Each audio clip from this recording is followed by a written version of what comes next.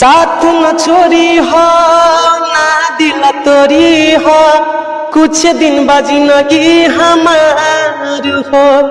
खुद चली जाइबो हमारे तना दूर, तहबू के करी तोहसे प्यार हो।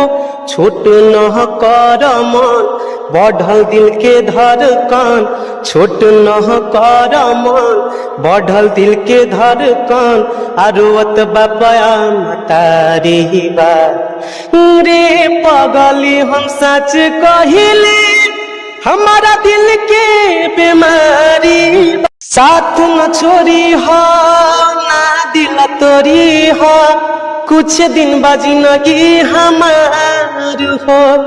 खुद चली जाइबो हमारे तना दूर, तहबू के करी तोहसे प्यार हो। छोट न कर मन बढ़ल दिल के धड़कन, छोट न कर मन बढ़ल दिल के धड़कन।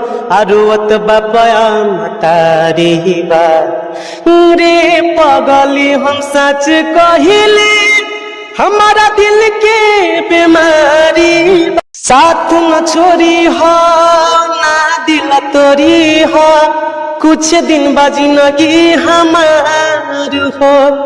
खुद चली जाइबो हमारे तना दूर, तहबू के करी तोहसे प्यार हो।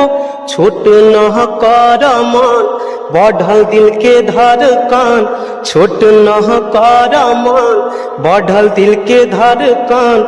आरोत बापया तारी बात रे पगली हम सच कहिले, हमारा दिल के बीमारी।